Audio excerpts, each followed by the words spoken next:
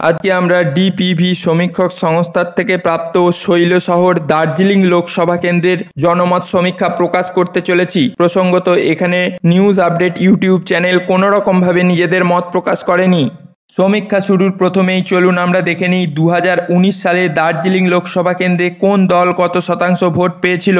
2019 সালে দার্জিলিং লোকসভা নির্বাচনে BJP vote পেয়েছিল 59.19%, অর্থাৎ অর্ধেকেরও অনেক বেশি শতাংশ ভোট পায় বিজেপি। অপরদিকে তৃণমূল কংগ্রেস 2019 সালে এই কেন্দ্রে ভোট পেয়েছিল 26.56% এবং সিপিআইএম এই কেন্দ্রে ভোট পেয়েছিল 3.99%। কার্যতই আমরা দেখেছি বিগত লোকসভা নির্বাচনে দার্জিলিং লোকসভা কেন্দ্রে বিপুল ব্যবধানে জয়লাভ করে ভারতীয় জনতা পার্টি। সেই জয়ের ধারা কি অব্যাহত রাখতে পারবে তারা, সেটা জানতে আপনারা পুরো ভিডিওটা দেখতে থাকুন। শৈলশহর দার্জিলিং লোকসভা কেন্দ্রের বিভিন্ন অঞ্চলে ঘুরে ঘুরে ডিপিভি যে রিপোর্ট পেয়েছে সেটা আমরা এখন প্রকাশ করতে চলেছি।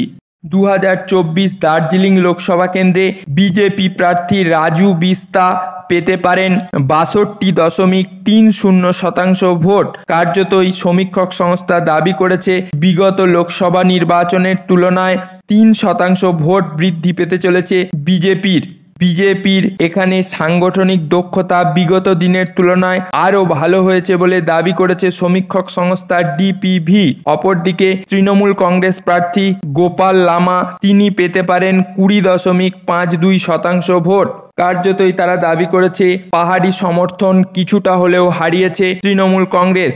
অপরদিকে সিপিআইএম এবং কংগ্রেসের জোট হওয়ায় এই কেন্দ্রে এবছর কংগ্রেস প্রার্থী দিয়েছে।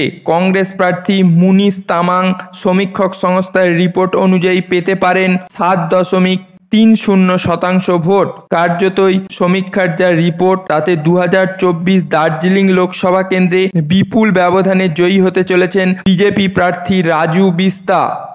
সমীক্ষার রিপোর্ট কোনো সময় সম্পূর্ণরূপে মেলে, আবার কোনো সময় সম্পূর্ণরূপে ফ্লপ হয়। তাই এই কেন্দ্র থেকে কোন দল জয়ী হবে সেটা জানতে আমাদের 4 জুন 2024 পর্যন্ত অপেক্ষা করতেই হবে। এই রিপোর্ট সম্পর্কে আপনাদের যদি কোনো মতামত থাকে আপনারা অবশ্যই কমেন্ট বক্সে কমেন্ট করে জানাতে পারেন।